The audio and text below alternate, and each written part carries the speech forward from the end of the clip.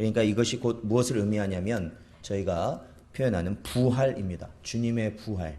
저희가 사도신경을 통해 고백하는 이 부활의 의미를 저희들이 오늘 요리문답을 통해서 살펴보려고 합니다.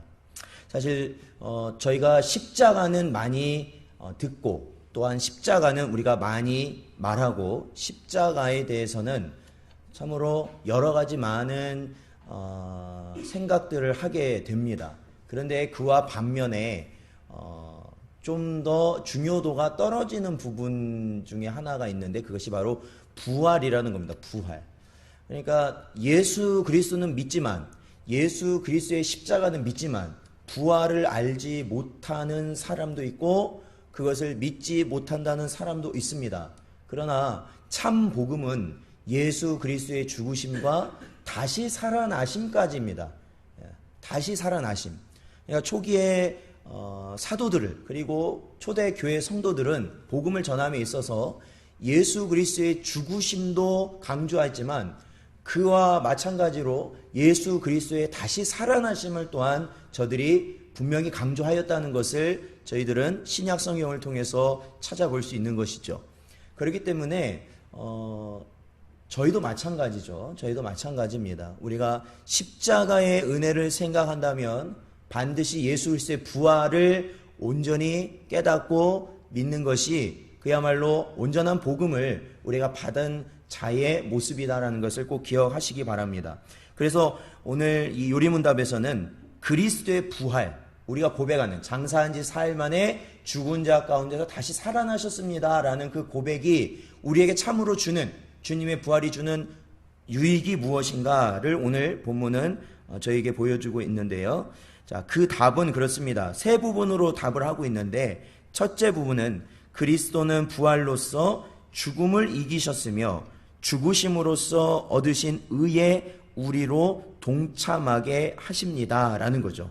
먼저는 예수님께서 십자가에서 죽으셨죠. 죽으시고 장사되셨다가 며칠 만에 살아나시죠? 3일 만에 다시 살아나셨다라는 거예요. 예수님의 죽음이라는 것은 완전한 죽음을 의미해요. 그래서 무덤에 장사되셨다라는 게 또한 중요하다 말씀을 드렸어요. 그 무덤에 장사되셨다는 것은 예수님이 어떤 기절 상태라든지 아니면 어떤 잠깐 정신을 잃은 그런 그 가사 상태 그런 의미가 아니라 완전히 숨이 끊어진 그 상태를 의미하는 것이 장사되셨다라는 그 사건 가운데 우리에게 드러내 보이시는 겁니다. 그런데 예수님께서는 그렇게 장사가 되시고 나서 3일 만에 부활하셨다라는 거예요. 그러므로 말미암아 모든 죄로 인하여 저주로 인하여서 죽어서 멸망할 수밖에 없는, 그러니까 죽을 수밖에 없는 사망의 굴레를 쓰고 살 수밖에 없는 우리의 입장에서는 바로 예수님께서 다시 사신 것이 뭐냐면 사망을 이기신 사건이 되는 것이죠. 우리 오늘 본문 말씀이죠. 로마서 4장 25절 말씀 보면 예수는 우리가 범죄한 것 때문에 내줌이 되고 또한 우리를 의롭다 하시기 위하여 살아나셨느니라 라고 말씀하고 있습니다. 즉 예수님께서는 왜 죽으셔야만 했습니까? 우리의 죄로 인한 그 죄의 값을 치르시기 위하여 죽으셔야 되는 거고요. 그 예수님께서 죽으셨다가 다시 살아나심으로써 어떤 일이 일어나게 될까요? 사망을 이기시면서 동시에 예수님은 죄가 없으신 분이라는 것이 나타난 것이죠. 왜냐하면 죄가 있다면 죽어서 살아날 수가 있어요, 없어요? 없다라는 거예요. 죽으면 살아날 수가 없어요. 그래서 예수님은 죄가 없으신 분이라는 것이 나타나는 거고 또한 죄가 없으신 분이라는 것이 증명이 됐다면 그 예수님께서 33년간의 삶과 그렇죠? 그 33년간의 삶, 그 모든 삶의 과정 속에서 예수님이 죄를 한 번이라도 지셨다는 거예요? 안 지셨다는 거예요? 안 지셨다는 것이 되는 거거든요. 그러므로 저희들이 조금 어려운 표현이지만 어려운 이해지만 저희가 생각할 것이 있습니다. 그것은 예수님께서 십자가상에서 죽으신 건 우리의 무엇을 해결하기 위해 죽으셨다고요? 죄 값을 해결하기 위해 죽으셨다라는 거예요. 믿으십니까? 죄값. 그게 첫 번째라면 두 번째가 있는데 그것은 바로 예수님께서 사시는 그 삶 동안 예수님은 하나님의 말씀을 어기신 적이 있을까요? 없을까요? 없다는 거죠. 죄를 짓지 않으셨다라는 거예요. 그러니까 다시 살아나신 거죠. 그러니까 예수님께서 그 평생에 하나님의 앞에서 무엇을 보이셨냐면 의를 나타내셨다라는 거예요. 그 삶 가운데 율법을 온전히 이루시는 의를 나타내셨다라는 거죠. 그러므로 우리가 예수 그리스도의 십자가를 믿는다는 것은 두 가지 의미에서 다가와야 돼요. 첫 번째는 나의 죄값을 해결하셨구나. 그리고 두 번째는 예수님께서 이루신 그 의, 온전히 하나님의 법을 이루신 그 의가 믿는 자의 뭐가 되냐면 의로 된다라는 것이에요.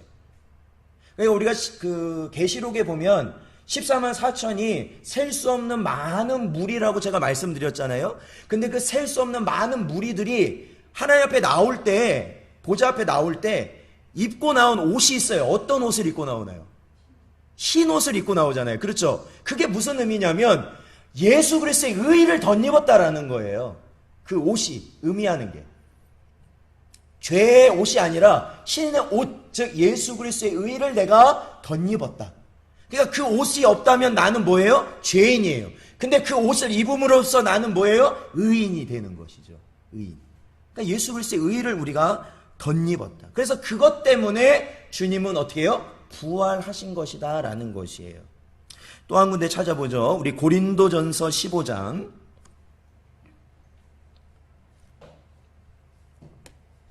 고린도전서 15장 16절부터 18절까지.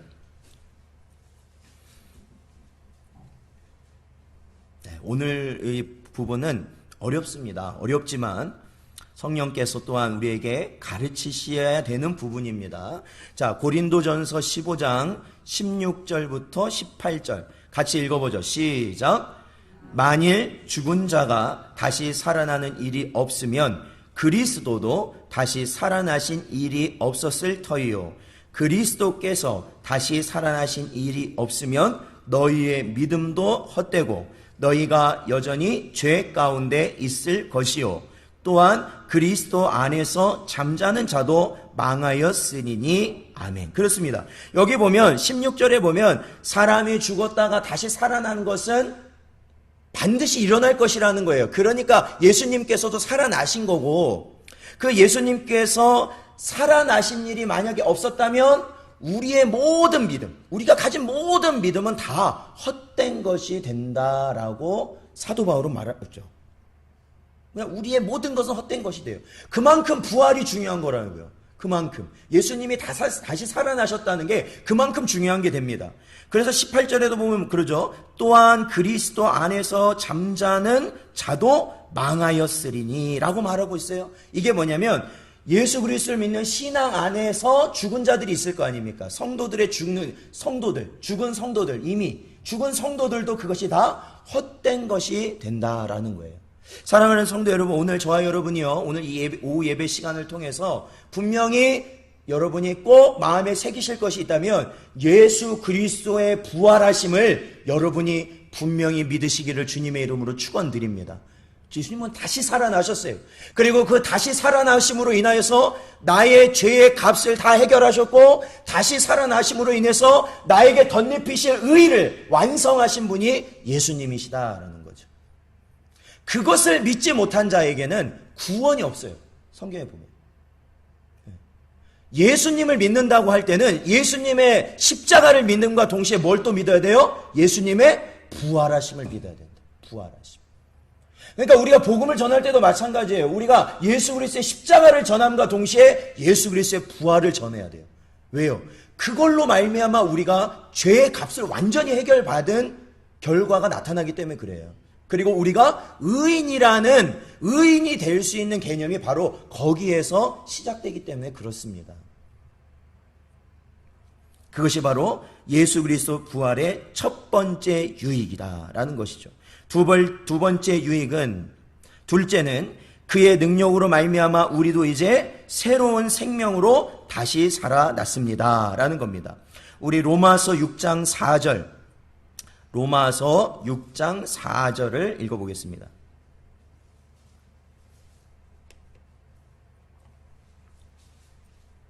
로마서 6장 4절 같이 읽어보죠. 시작. 그러므로 우리가 그의 죽으심과 합하여 세례를 받음으로 그와 함께 장사되었나니 이는 아버지의 영광으로 말미암아 그리스도를 죽은 자 가운데서 살리심과 같이 우리로 또한 새 생명 가운데서 행하게 하려 함이라. 아멘. 제가 한번 이런 걸 여쭤볼게요. 여러분, 우리 성도에게 여쭙습니다. 성도에게 부활은 몇 번 일어날까요? 부활. 성도에게 부활은 몇 번 일어날까요? 네? 2번이요? 어떻게 해서 2번이죠? 그렇죠. 아주 정확하게 말씀하셨어요. 우리가 보통 부활이라는 것은 죽은 이후에 예수님 오실 때 일어나는 그 부활에 대해서 이야기하잖아요. 물론 그 부활 맞습니다. 그러나 성도에게 있어서는 또 한 번의 부활이 있는 거예요. 그것은 바로 영적 부활이죠. 영적 부활. 뭔제요? 예수 그리스도를 믿음으로 인하여서 죽은 영혼이 살아나게 되는 역사가 일어나게 된다라는 것이에요. 네. 새 생명을 받았다고 그러잖아요. 중생했다고 그러잖아요. 그렇죠? 다시 살았다는 거거든요. 중생이라는 게. 그러니까 원래는 뭐 했다는 거예요? 우리의 영이 원래는 죽었잖아요. 그런데 다시 어떻게 됐어요? 예수 믿고 나서 중생하였다, 다시 살아났다. 그게 뭐예요? 부활이에요. 그게 부활. 그러므로 우리가 원래는 죽은 자예요. 여러분 생각해 보세요. 여러분이 시신을 아마 접하신 적이 있겠죠. 가족이든지 아니면 가까운 지인이든지 아니면 불가피하게 어떠한 일 가운데 시신을 접해본 적이 있었을 거예요. 실제로. 그렇다면 여러분 그 시체가 주변에서 어떠한 말을 한다든지 아니면은 때린다든지 해서 그 모든 것에 그 시체가 반응을 해요, 안 해요?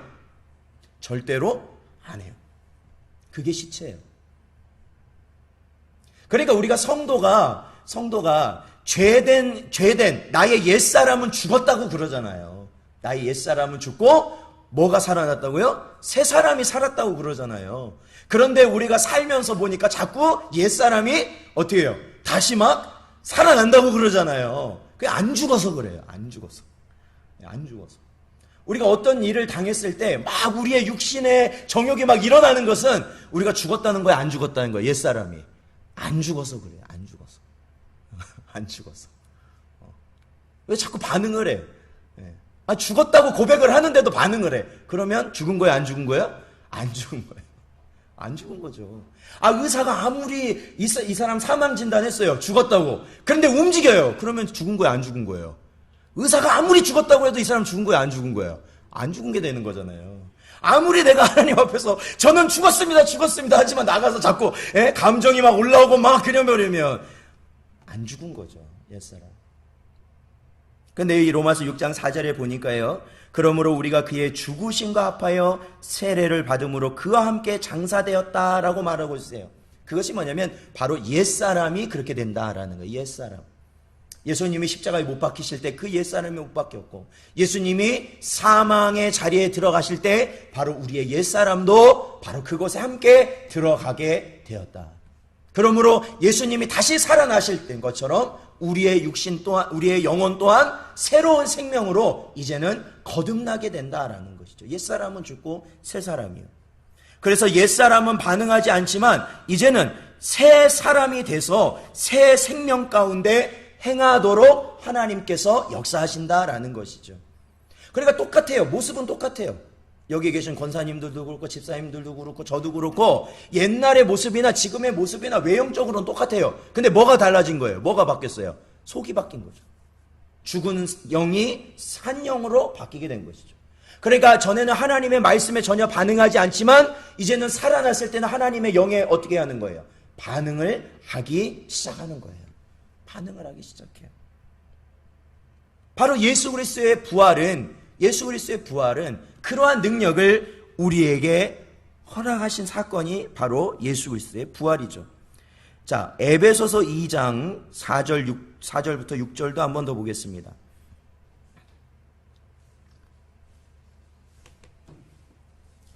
에베소서 2장 4절부터 6절까지입니다. 자, 같이 읽어보죠. 시작. 긍휼이 풍성하신 하나님이 우리를 사랑하신 그 큰 사랑을 인하여 허물로 죽은 우리를 그리스도와 함께 살리셨고 너희는 은혜로 구원을 받은 것이라. 또 함께 일으키사 그리스도 예수 안에서 함께 하늘에 앉히시니. 아멘. 사랑하는 성도 여러분, 이 시간에도 살아계신 예수 그리스도께서 저와 여러분과 함께 하고 계신 줄로 믿습니다. 그게 바로 중생한 자, 거듭난 자의 특권이고 그 은혜를 누리고 있는 자의 모습이라는 것이죠. 그러므로 저와 여러분은 그렇잖아요. 육신의 정욕이 아무리 우리가 육신을 입고 있기 때문에 육신의 정욕이 아무리 이 세상에서 날뛰어도 결론적으로 택하는 길은 뭘 택하게 되냐면 바로 주님이 이끄시는 대로 가더라는 것이죠. 주님이 이끄시는 대로. 그러니까 참 저도 목회생활 하면서 느끼는 건 그거예요. 야, 이 정도 상황이면 저분이 이걸 말씀대로 가는 것은 진짜 거의 불가능하다 싶을 정도로 그럴 때 있잖아요. 저렇게 하시는 게 이해가 될 상황이 있잖아요. 저렇게 화를 내고 막 저렇게 분노하고 막 저렇게 뭔가를 막 할 때 그게 막 공감이 될 때가 있어요. 내 입장에서도 그럴 수 있겠다. 그렇죠. 그런데 그런 상황임에도 불구하고 그분이 결국은 하나님의 말씀을 택할 때, 결국은 예수님의 가르침을 택할 때, 결국은 성령 하나님의 인도하시는 그 길로 나아갈 때, 그걸 보는 목회자로서는 역시 하나님은 살아계시는구나. 그리고 하나님이 택한 자는 하나님이 반드시 인도하시는구나. 반드시. 사람의 말로도 조절이 안 돼요. 그럴 때는. 그렇잖아요. 사람의 말로도 통제가 안 된단 말이에요. 아무리 좋은 말, 아무리 강경한 말, 정말로 어떤 말을, 은혜로운 말을 아무리 해도 그렇게 육신의 감정에 막 이렇게 붙잡혀 있는 분은 절대로 돌아서질 않아요. 막 오히려 더 불난데 기름을 부은 것 같지. 그런데 전혀 진짜 하나님과 별개로 나아갈 것 같은 그런 상황에서도 하나님이 택한 분들은 돌아오더라고요. 아마도 저희도 신앙생활을 10년, 20년, 30년, 40년 이렇게 했다면 그 사이에 정말로 하나님을 떠날 수밖에 없는 그러한 상황이 우리에게 한 번도 없었나요? 진짜 그 정도의 고난이었으면 내 신앙 부인하고 떠나고 싶은 적이 한 번도 없다고 말할 수는 없을 거예요. 그런데 그때 보세요. 그때 안 떠났단 말이에요. 그때 우리가 하나님의 길로 들어섰다는 거예요. 오히려. 그게 바로 증거예요. 그때 떠날 수 있었다니까요. 저와 여러분은 반드시 떠나야만 하는 상황이었어요. 세상의 기준으로 보면. 그런데 떠나지 않고 예배의 자리를 지킨 거예요. 그게 하나님께서 하나님의 교회를 세우시는 방법이에요. 그게. 우리가 그걸 바꿀 수가 없다고요. 그 선택도 내가 한 게 아니에요. 생각해보면. 그때 당시에 나를 생각해보면 내가 하나님의 말씀을 선택한 게 아니라 그냥 선택이 된 거예요. 그게. 그래도 내가 하나님의 말 선택이 된 거예요. 앞으로도 우리에게는 그러한 시련이 찾아올 거예요. 그럼에도 불구하고 신실하시고 우리를 향한 그 사랑을 언제나 어떠한 것에도 끊을 수 없는 그 사랑을 우리에게 보이시는 하나님의 인도하심을 따라 살아가시는 여러분 되시기를 주님의 이름으로 축원드립니다. 그러한 거예요. 자, 우리 골로새서 3장도 한번 찾아볼까요? 골로새서 3장 1절부터 3절입니다.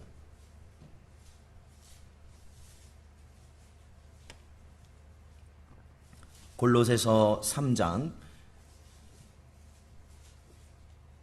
1절부터 3절 말씀 같이 읽어보겠습니다. 시작. 그러므로 너희가 그리스도와 함께 다시 살리심을 받았으면 위의 것을 찾으라. 거기는 그리스도께서 하나님 우편에 앉아 계시느니라. 위의 것을 생각하고 땅의 것을 생각하지 말라. 이는 너희가 죽었고 너희 생명이 그리스도와 함께 하나님 안에 감추어졌음이라. 아멘. 중생한 자 그는 누구입니까? 바로 땅의 것을 생각하지 않고 하늘의 것을 바라보며 생각하며 살아가는 자다라는 것이죠. 하늘의 것. 하늘의 것. 그러니까 성숙한 그리스도인, 믿음이 자라는 그리스도인들에게는 이 땅에서 우리가 안정되고 이 땅에서 뭔가 우리가 계속해서 유지될 거라는 그러한 소망을 우리가 바라는 것이 아니라 지혜가 있어요. 성숙한 성도들은 지혜가 있어요. 아, 이것도 다 때가 되면 무너지는 거구나. 그러니까 결국엔 뭐예요? 하나님의 나라와 의와 그 뜻을 위해서 기도하게 된다라는 것이죠. 하나님, 주님께서 이 땅에 다시 오시기를 우리는 바라는 것이죠. 때를 알기 때문에 그렇다라는 것이에요. 사랑하는 성도 여러분, 언제나 위의 것을 생각하시기를 주님의 이름으로 축원드립니다. 위의 것을 생각하셔야 돼요. 위의 것, 하늘의 것, 하나님의 섭리, 하나님의 인도하심을 생각하셔야 돼요. 지금도 여러분의 마음이 복잡하고 여러분의 마음이 근심되고 여러분의 마음이 불편함이 있다면, 우리들의 마음 가운데 불편함이 있다면, 그것이 가정 안에서 있을 수도 있죠. 아니면 직장이나 학교에서 있을 수도 있죠. 내가 있는 주변에 어느 곳에 어쨌든 그런 불편함 가운데 우리가 살아가고 있다면 우리는 위의 것이 아니라 아래의 것을 생각하기 때문에 그렇습니다. 아래의 것. 아래의 것. 자꾸 아래의 것을 바라보니까 그래요. 그럼 불편해져요. 그럴 때 누구를 바라봐야 돼요? 보좌 우편에 계신 예수님을 바라봐야 되죠. 보좌 우편에 계신 예수님을 바라봐야 돼요. 그리고 나를 위해서 믿음이 떨어지지 않기를 위해서 기도하시는 주님을 바라봐야 되는 것이죠. 그러면 내 폭풍과 같은 내 마음이 어떻게 돼요? 하늘의 평안으로 충만하게 될 줄로 믿습니다. 그러기 위해서 기도하는 거잖아요. 그러기 위해서. 하늘의 것. 그래서 하늘의 것을 찾고 하늘의 것을 구하고 하늘의 뜻을 우리가 향하여서 우리가 매일같이 나아갈 때 저와 여러분은 이 땅의 모든 근심과 걱정과 불안 가운데서 해방될 수 있는 것이지요. 그것이 바로 예수 그리스도의 부활로 인하여 우리가 누리게 되는 유익입니다. 또 한 군데 찾아볼까요? 우리 베드로전서 1장 3절. 베드로전서 1장 3절.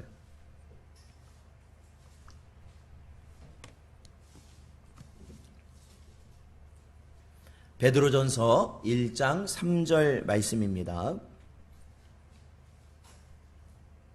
같이 읽어보겠습니다. 시작. 우리 주 예수 그리스도의 아버지 하나님을 찬송하리로다. 그의 많으신 긍휼대로 예수 그리스도를 죽은 자 가운데서 부활하게 하심으로 말미암아 우리를 거듭나게 하사 산 소망이 있게 하시며 아멘. 그렇죠. 베드로전서 1장 3절에서도 분명히 말합니다. 예수 그리스도께서 살아나셔야, 예수 그리스도께서 부활하셔야만 우리에게 거듭남이라는 것이 나타날 수 있다라는 거예요. 거듭남. 예수님이 다시 사셔야만 우리에게 새 생명이 주어질 수 있었다라는 것이에요. 그러니 얼마나 부활이 중요합니까? 얼마나 부활이 중요한 거예요. 이 부활신앙을 갖는다는 게 얼마나 중요한 겁니까? 예수님이 다시 살아나셨다는 것을 우리가 증거하는 게 얼마나 복된지 모릅니다, 여러분. 예수님의 다시 사심을 증거하는 게. 예수님이 부활해 있어야 나의 거듭남, 나의 새 생명, 나의 중생이 이루어진다라는 걸 꼭 기억하시기 바랍니다. 자, 세 번째 유익은 이렇게 말하고 있습니다. 요리문답에서 세 번째는 그리스도의 부활은 우리의 영광스러운 부활에 대한 확실한 보증입니다 라는 겁니다. 우리 로마서 8장 11절을 읽어보겠습니다. 로마서 8장 11절.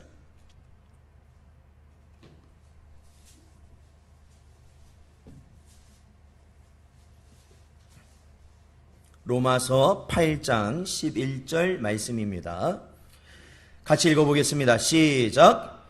예수를 죽은 자 가운데서 살리신 이의 영이 너희 안에 거하시면 그리스도 예수를 죽은 자 가운데서 살리신 이가 너희 안에 거하시는 그의 영으로 말미암아 너희 죽을 몸도 살리시리라. 아멘. 예수 그리스도께서 부활하셨다는 것은 저와 여러분이 성령의 능력으로 말미암아 다시 살아나게 되는 보증과 약속이 된다는 것을 여러분 믿으시기를 축원드립니다. 우리가 이 땅을 살면 우리의 육신이라는 것은 건강할 때도 있지만 연약해질 때가 많죠, 사실. 그리고 아무리 건강한 삶을 살더라도 그의 노년에 이르러서는 그 몸이 약해지고 결국에는 우리가 그 몸이 다 사라지게 되는 것이죠. 우리의 육신의 몸은 다 사라지게 되는 것이죠. 그러다 보니까 세상에서는 인생이라는 것은 이 땅의 삶이 전부라고 얘기합니다. 전부라고 얘기해요. 이 땅에서 사는 게. 그러니까 하고 싶은 거 다 하라는 거예요. 하고 싶은 거 다 하라는 거예요. 하고 싶은 거 다 해라. 그러나 여러분, 성경은 그렇게 말하고 있지 않습니다. 특히 우리 성도들은 반드시 예수 그리스도께서 다시 부활하신 것 같이 우리도 주님 오실 때에 부활하게 될 것임을 믿는 것이 바로 우리의 믿음이라는 것이죠. 그 부활할 때 우리의 모습은 어떻습니까? 지금과 같이 연약하고 추하고 지금처럼 약할 대로 약한 그러한 모습이 아니라 바로 그 모든 것을 다 잊을 만큼 하나님이 주시는 아름다움과 강함 가운데 살아나는 게 바로 부활한 육신, 즉 부활체라는 것이죠. 예수님이 다시 살아나신 것은 바로 우리도 다시 예수님처럼 살아나게 될 것을 보증하는 것이다라는 거예요. 자, 우리 고린도전서 15장을 볼까요? 고린도전서 15장 20절에서 22절 말씀입니다.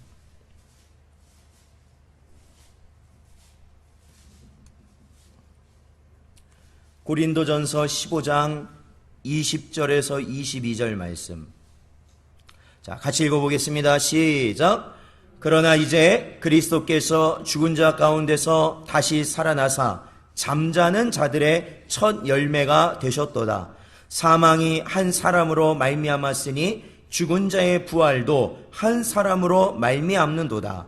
아담 안에서 모든 사람이 죽은 것 같이 그리스도 안에서 모든 사람이 삶을 얻으리라. 아멘. 믿으십니까?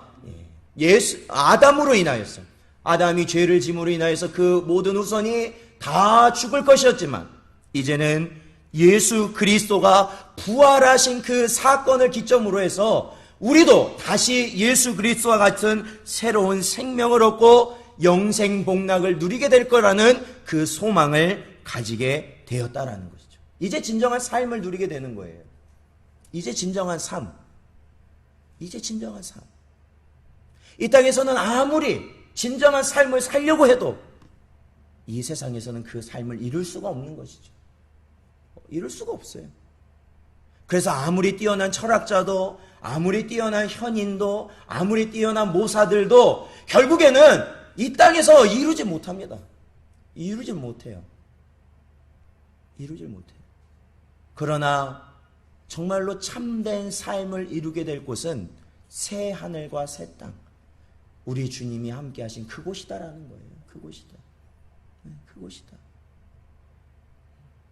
우리의 인생이 긴 것 같지만, 그렇죠? 긴 것 같지만 다 여기 계신 분들이 동의하는 것은 짧은 것이 인생이에요. 진짜로. 우리의 삶이 긴 것 같지만 금세 젊은 시절이 다 지나가고 이제는 얼마 남지 않은 노년을 살아가게 되는 것이 인생들이라는 거죠. 저 사무실 안에서 아빠가 하는 설교가 무슨 의미인지도 잘 모르고 저렇게 뛰는 애들도 이제 조금 있으면 아빠가 되고 엄마가 되고 할머니가 되고 할아버지가 된다는 것이, 그것이 이 세상의 질서라는 거예요. 그러므로 우리는 어디를 소망해야 돼요? 영원한 나라를 소망해야 된다. 삶이 고달프실 때가 있죠. 그럴 때마다 그 나라를 소망하시기를 주님의 이름으로 축원드립니다. 우리 마지막으로 빌립보서 한번 더 찾아보죠. 빌립보서 3장 20절에서 21절. 빌립보서 3장 20절에서 21절 말씀입니다. 네, 같이 읽어보겠습니다. 시작. 그러나 우리의 시민권은 하늘에 있는지라 거기로부터 구원하는 자 곧 주 예수 그리스도를 기다리노니 그는 만물을 자기에게 복종하게 하실 수 있는 자의 역사로 우리의 낮은 몸을 자기 영광의 몸의 형체와 같이 변하게 하시리라. 아멘. 그렇습니다. 우리는 어디에 시민권을 가진 자라고요? 하늘의 시민권을 가진 자라고. 예. 그러므로 저와 여러분 땅의 시민권을 갖고 그것으로 말미암아 이제는 영원히 멸망할 수밖에 없는 자들과 같은 모습을 버리시기를 축원드립니다. 저와 여러분은 우리의 살 곳은 하늘이라는 거예요. 하늘. 사랑하는 성도 여러분, 오늘도 저희에게 주신 말씀은 바로 예수님의 부활의 유익입니다.